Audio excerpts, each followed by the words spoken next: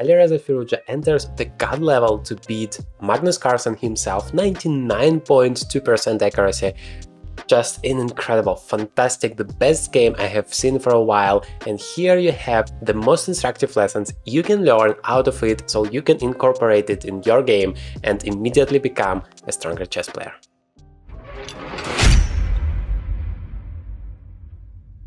What's up, chess player? Welcome to the Journey to Godmaster, the place where you can improve every single aspect of your chess game, and today we are gonna learn from the best of the best, Magnus Carlsen as white against Alireza Firouzja as black. These two have already a very rich history, even though Alireza Firouzja is just 20 years old, but he's such a huge talent that Magnus Carlsen said that he only wants to play the World Championship match if Alireza Firouzja wins the candidates. That was a few years ago. As we all know, Magnus Carlsen refused to play the World Chess Championship match. Well, probably the reason being Alireza Firouzja wasn't that successful in that candidates tournament and hasn't qualified, but they have met here in the grand final of the Chessable Masters, and this game absolutely blew my mind. Let's take a look at it. So the game starts with g3, and Magnus Carlsen, he is known for not really caring about the opening theory. He's like, well, you can learn whatever you want, your 40 moves theory variation, it's not gonna work against me because you can never predict what I'm gonna play, and well, fortunately chess is such a rich game that it's just not possible to remember every single variation, and every time you play against Magnus you have absolutely no clue what he's gonna do today. So he's playing this g3 line, but it turns out to be this symmetrical Grundfeld, and I also played this position as white, so I have quite a lot of experience here, and Magnus plays c4 immediately. Yeah, somehow sacrificing the pawn, but the idea is to get 2 pawns in the center and then use it to attack the opponent. So instead of taking it, which is of course possible for black, Firouzja plays c6 here, castles, and then Magnus is provoking him to take. He plays knight to c3, and he's saying, well, if you're not gonna take it, then at some point I'm gonna attack it that many times that it's gonna become inconvenient for you. So Firouzja decides, well, now it's time for me to take and see what happens. Magnus immediately uses this momentum. He never backs from the fight. He always goes all into it. So he plays the move e4 and says, yes, you have a lot of pawns here, but in the meantime I'm gonna get a huge initiative in the center on the king side, and that would allow me to destroy. That is how really strong players try to beat each other. Because in a simple symmetrical position, when the pawn structure is solid, nothing happening, it's very difficult to outplay your opponent. But what Magnus is doing here, he tries to shake the balance to create madness on the board and hoping that it's gonna allow him to outplay his opponent. The problem is, his opponent is just a beast in those crazy positions. Moreover, he knows the opening theory so much that even in this seemingly not any special position, he knew what's gonna happen next, he knew the theoretical lines, and he sacrificed a piece. So let's see what's gonna happen here. Black plays b5, just trying to maintain that pawn structure, saying that thank you very much, Mr. Magnus, for your pawn, I'm not gonna get it back, it's gonna be there for you, and well, try to prove what you have for it. And that is a very important lesson to learn for you. If you ever sacrifice, you must be able to prove that you have something as a compensation or you have something in return. Don't just give your pawns for free because it might backfire later on. So, well, if you achieve a huge center as a compensation for it, if you have some ideas afterwards, then it might be worth it. So, Magnus plays queen e2. Of course, nobody has to forget about the development. It doesn't matter whether you're a beginner at chess or if you're Magnus Carlsen, the best player in the world. If you don't develop your pieces, you cannot get any success in chess. That is just not possible at all. And you can throw me a few exceptions, but as a general principle, you must always keep an eye on it. I mean, that is number one thing that you should do to improve your chess. You need to religiously focus on the development. The golden rule of development is one piece, one move. So you should try not to spend more than one move. You see that the players are doing it here. For every single piece, not more than one move. this way you're going to develop your pieces as fast as possible. The second rule that is very important to remember about the development is that not only you need to develop all of the pieces, not only you need to do it as fast as possible, you also need to do it as active as possible. So you always find that square that is the most useful one for all of your pieces. Typically, we experienced chess players want to put most of our pieces to the center, because all of the main actions in chess are happening in the center. That is the main part of the board, and you should always focus on it and try to think whether how to get control of it, or if your opponent has a control of it, how to fight and how to overtake that control. So Magnus Carlsen has the control, Alireza has an extra pawn, and notice that black is actually not really that fast with the development, because black was busy winning that pawn, protecting that pawn, and he is not about to stop. So he's going a5 all the way, playing with his pawns instead of his pieces. And yes, you're allowed to do that if you are Alireza Firouzja, but if you are just a normal guy like I am, like most of our viewers are, you should focus on the development instead and make sure that all of your pieces are playing in the game. Imagine how cool it would be to play chess without ever having opening troubles again. What if I told you I could teach you all openings you will ever need in just 10 days? You get lifetime access to more than 110 pure value video tutorials, almost 100 practical tasks to apply your knowledge immediately into practice, 30 plus bonus videos to dive 10 times deeper, as well as private community where all questions you might ever have are answered daily. Get a $200 limited time discount with the link in the description, and forget about all opening pain once and for all. So, Rook d1, you see that such a huge advantage in terms of the pieces development. Magnus Carlsen has developed 5 pieces already. Alireza developed just 2 of them. That is a huge advantage. So Firouzja tries to improve the situation with the move knight b to d7, but Magnus says, well, I have sacrificed a pawn, I need to prove what I have for it, because very important, if you sacrifice and you have the initiative, you have the advantage in terms of the development, you have this exact moment, a very tiny moment to use it. Otherwise, your opponent would just catch you in terms of the development, and then he would still be with an extra pawn, because that is a type of advantage that doesn't disappear if nothing serious happens on the board. But this development advantage, the initiative, the center, that might disappear if you don't do anything, because your opponent is gonna stabilize everything and finish his development. So Magnus Carlsen right now tries to use that moment, open up the center, just blow the whole position, and, well, see what happens. Alireza just takes it, and so far you can see both players are playing very fast, so chances is huge that they still are in the book. Even in this seemingly absolutely not theoretical position, they still know the theoretical lines. That is just crazy. The amount of openings they need to remember in their head is just impossible to understand. I mean, that's crazy. Anyway, Magnus plays here e5, not taken back, because, well, in that case there would be a way to continue the pawn storm as black, but he plays e5. Now the idea is very simple. We attack the knight goes somewhere, and then we can take the d5 pawn, maybe with the knight, maybe with the rook. Anyway, we just want to be as active as possible and just push our opponent's pieces away and make him make those second moves with the same pieces. That is, you remember the golden rule that you don't need to break, one piece, one move. But if you can make your opponent make a lot of moves with the same pieces, and at the same time it's going to be useful for you, because notice how useful that move is. We are going forward, we are creating a threat, we are opening up that bishop, we are getting more space in the center, and we are pushing that knight away. That is a multi-purpose move. That is something you should always be looking for in your chess game. Try to make one move with multiple purposes, and all of them should be useful for you. And this strategy really works. If black just goes away somewhere like knight g4 or something, the position is pretty much winning for white if you are talking about high level, because knight takes d5. Now white is so much in the control, you cannot take that if pawn, because in the end of the day you're gonna lose the queen. Otherwise the initiative is just too much. This knight is completely misplaced. But Firouzja is not that simple to beat. He knows that the best move here is b4, and he just sacrifices the entire piece, because after takes you have no time to retake that knight back. The bishop is hanging. So Firouzja just takes the pawn back and knight b5, and now we have 3 connected pawns for black to compensate an extra piece. That's why this game absolutely fantastic, because it's not something you see every day. From the very beginning, move 14, they have such an unbalanced situation, and if that happens, normally you say, well, there is absolutely no chance such a game can finish in a draw, because pretty much all of the chess players on planet Earth are playing better when they get a familiar position, when they get something normal, some situation they have some experience with.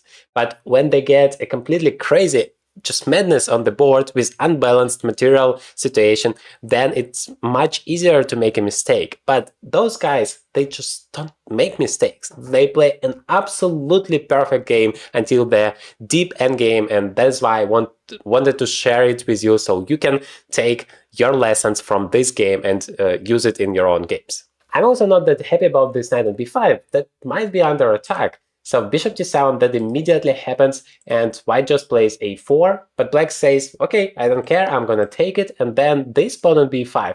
I'm gonna just attack it, and how on earth are you gonna defend it? Well, Magnus plays here knight to d4. That defends the pawn, but I thought, I was watching this game live and I was absolutely amazed by the level of this game, and I thought at some point those pawns will become to push. This knight will have no squares to go, and black will just destroy white with that pawn storm. But that's not so simple. a4, those pawns are going forward, but notice that this b5 pawn, it's just, yeah, getting lost there. It's just getting to the wrong part of city, so to say. Everyone is black here, and this pawn is feeling very, very dangerous here. And knight c6, Magnus Carlsen doesn't care. He throws another piece there, and yeah, I don't understand how it's supposed to work. The pawn and the knight are just in the territory of black, and they have absolutely no support. But there is one little idea that saves white here, that pawn on b4. Once black played a4, the pawn is not protected anymore, and of course Magnus wants to take it, because right now black has all of 8 pawns here available for them. So just a perfect pawn structure, absolutely no weaknesses. But once you take one pawn in between, like that happened here, queen b6 and knight takes b4, then at least you somehow divide those pawns between each other, and they are not that smooth of a pawn chain as before. Still, of course, those pawns are incredibly strong, controlling everything. Queen takes b5. This knight on b4 is also pretty clumsy here. Once you remove it, then b2 might become a weakness. Notice this monster on g7 just ready to crush everybody around. I still favor black in such a position, and I would be happy to play as black. By the way, let me flip the board so you can take a look at the position from the black side. Yes, you're a piece down, but notice how much initiative you have. Notice how stable your position is and how easy your plan is. You can just, I don't know, double, triple everything along the b file, attack this pawn so many times as you need, remaneuver this knight somewhere to a better position like c5, and then it's ready to jump everywhere.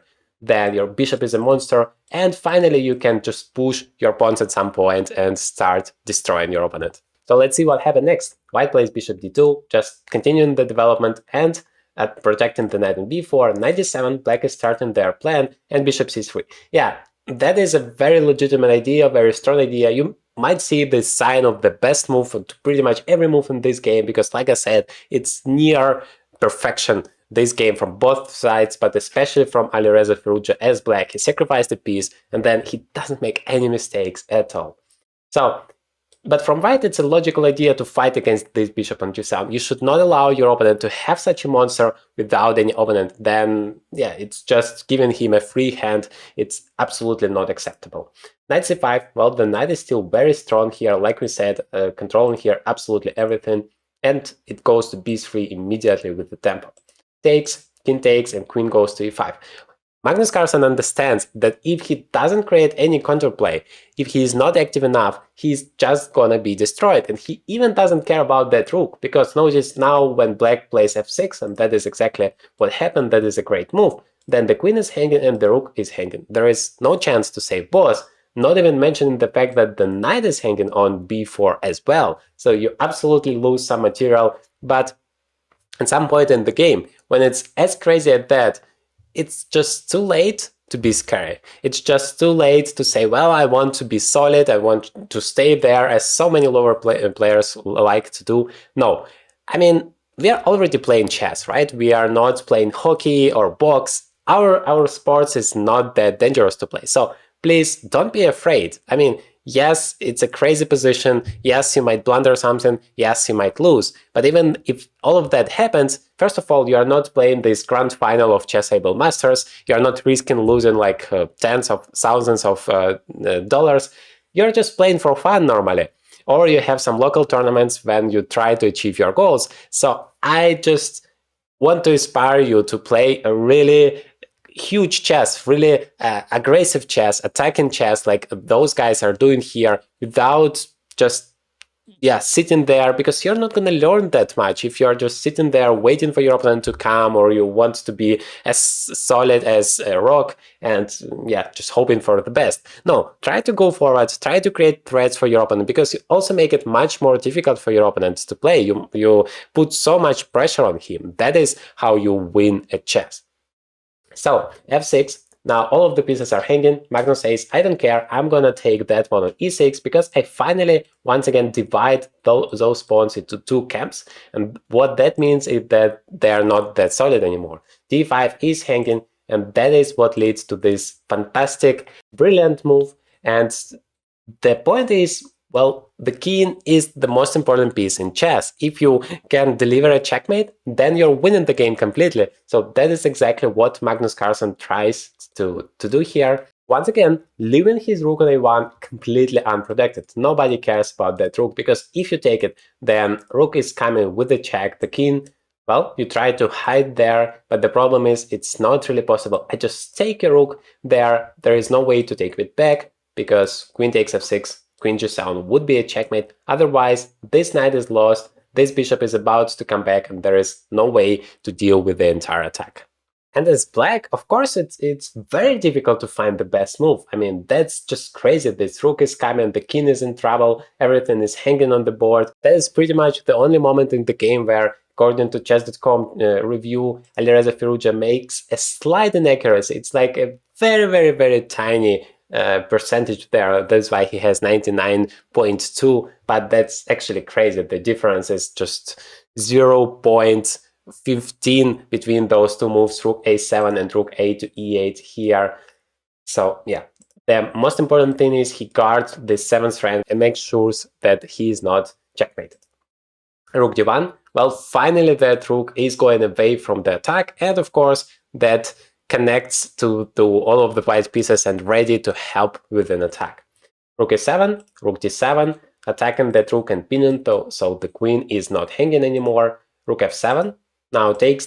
Well, white desperately needs to create some threats, so even though it forces white to exchange a lot of pieces. And you remember, if you are attacking, you normally don't want to exchange the pieces, especially don't want to exchange the queens, because that would limit your attacking potential so much. And especially if you are some material down, you never want to do that. But here, just to get to black's king, Magnus Carlsen is forced to exchange the rooks. And he does it. King to h6, another great move, because it might be a little bit counterintuitive. When you have queens on the board, you don't want to go forward with your king, because it's going to be more exposed, more vulnerable. But in this case, it's actually vice versa, because if you go back, then you always run into those checks, and actually this position is completely losing. Queen to f7, this bishop is coming, queen threatens to take, queen f8, if the queen goes away, is a checkmate in one, so that is basically an impossible position to hold for black. So that's why king h6 has been played, the only move. Now bishop d5. Well, Magnus tries to connect more pieces into the attack, and he's left with two active pieces, the queen and the bishop, so he wants to make use of that bishop on g2, so plays bishop to d5. But what he missed, and that was clear from the seeing his face during the live game and seeing how much time he spends, here he missed this counter chance for black, and that is such an important lesson to take away from here. Even Magnus Carlsen misses that. It's essential to look for your opponent's counterplay. Like, it doesn't matter if you are completely winning, or the position is equal, or you are much worse. You always and always have to take a look at what your opponent has to offer, what he wants to achieve, what he's dreaming about, what he's threatening, what is his sense of living, because you are not playing alone in chess. If you are thinking that you're playing alone, you're always going to lose, because chess is a battle of two chess players, and so many lower rated or less experienced players are thinking, well, I have a plan, I'm gonna do that, I'm gonna do that, but they're not thinking about what the opponent wants to do. And you always must find the best opportunities for your opponent, not just, well, my opponent wants to play, I don't know, c3, then a3, a2, a1, and promote the queen. Meanwhile, I'm gonna prepare checkmate threat, I win, success. No, that doesn't work like that, because you must start with the most aggressive, with the most active opportunities, not only for yourself, but also for your opponent. What are those most active opportunities? Well, there is 4 steps system formula that you must always use to find the best move in every possible position, both for you and your opponent. Checks, captures, threats, and active moves. So you always start with checks. Somehow, well, I'm pretty sure Magnus Carlsen saw this queen e1 check, but he underestimated the danger of these moves, because knight is coming to d2, and now the queen is coming, and the bishop, if it goes away and threatening this checkmate in one, well, that is a tragedy of chess, tragedy of one tempo, because yes, if it's white to move, white is delivering a checkmate, but unfortunately for white, it's black to move, and then black is delivering a checkmate. Game is over. So there is only one move that saves white here. And Magnus Carlsen thought for a while here. He wasn't happy at all, because he understood how much of initiative black has here. Try to pause the video and find that only move for white here. I hope you have done it. The only move that doesn't lose is queen to a7. That queen is protecting the pawn. That bishop is guarding the light squares, and that saves white, at least for now. Queen to e5, well, black is trying to centralize the queen. In the endgame, you want your queen to be near the center, if that's possible, because from the center it controls so many things in all directions, because, well, queen is powerful, queen is capable of that. In comparison, this queen on a7 is not that active. For example, that bishop and that pawn on b2 are hanging.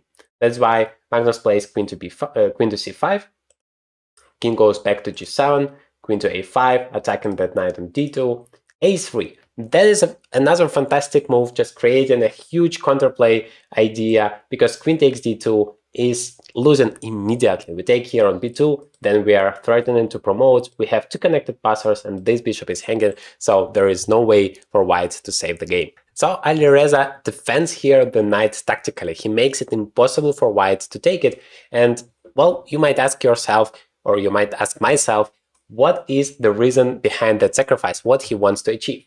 Well, if you notice, black has here 2 pawns against 1. He has an extra pawn, but he doesn't have any passers. And in the endgame, it's not about the quantity of the pawns, it's about the quality. You want to get passers so they can go forward and promote into a queen. That is the ultimate goal. So he plays a3, provoking that move. Queen takes a3, by the way, it's not possible, of course, because bishop is hanging. So pawn takes, but then we have a passer. And of course, it immediately goes forward. And now white has to do something about it, because it's just 2 moves away from promoting, and then, well, the game would be over. So queen a7, the position is still equal. If you ask the Stockfish or any engine you might prefer, what is the evaluation of the position, he might say, well, why are you worried at all, you stupid humans? It's always 0-0-0, there is absolutely no chance for either of that side, nothing to talk about. But if you are just switching it off, which I always recommend you do if you really want to analyze the position, analyze the game, and improve your chess, then you notice that the position is so crazy. Why on earth it should be 0-0-0? Black has such a huge passer here, ready to attack the king at any given point. That is absolutely crazy. King goes back to h6, and that is once again the great move here, because once again the king is safer there than it would have been somewhere back here, because no checks are available. Queen to c5, the great move, the only move, just fighting for the equality. Still everything is good, but c2. Now, very important what to do. Queen to f8 is one of the 2 possible ways for white to maintain the balance in the position. King goes to h5, but here is the key point. Magnus Carlsen made a mistake here, which costed him the entire game. There was absolutely no way to save it afterwards. But for you, you can enter the game right now and try to save Magnus Carlsen and find that only continuation that saves the game here for white. Let me simplify the task for you and switch it so you have white pieces in front of you. How you start and make a draw here as white. Okay, the only way not to lose the game is to play g4 and sacrifice those pawns. Now, the problem is this knight on d2 is not protected, and white is using it because if you take that guy, then there is queen h6, you take that guy, and I take the knight on d2. Now, of course, white is not winning because it's just the beginning of the story. There is a crazy line, queen to g5, preparing some discovery checks, attacking the queen, attacking the bishop. If you take here, I take there, and the position is still balanced. Queen takes c2 is the only move for white.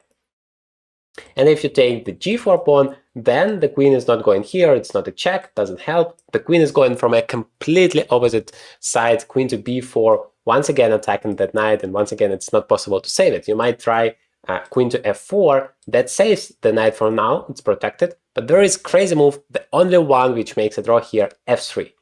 And then, thank God, this pawn is protected by the bishop, and the queen, well, also is not really protected. So if you go to f5, for example, the only way to protect, then the queen goes to c5, attacks here, and prepares some discover checks, and surprisingly enough, there are absolutely no checks for black.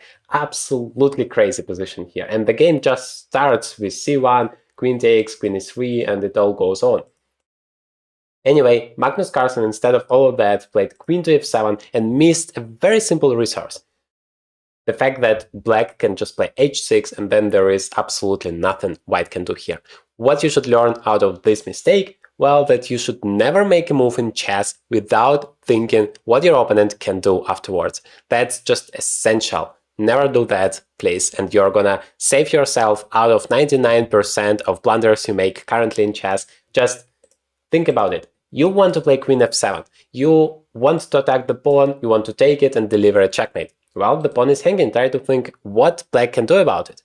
One of the ways you can do if your piece or pawn is under attack is, of course, to move it. So then you think, okay, what's gonna happen in this case? Do I have any follow-up? And if you don't, then it means the whole variation doesn't work, you lose, so you need to find something better. That is the way it should work. Of course, we all make mistakes, we are all humans, well, except for Alireza Firouzja in this game, because he didn't make any mistakes. He played in such a fantastic game, which is extremely sharp. Like, sometimes the position is really simple, the variation is very well known till the end game, and then people are playing extremely well. That is not such a huge surprise, but in such a position, such a sharp madness going on the board, scoring 99.2% accuracy is just exceptional.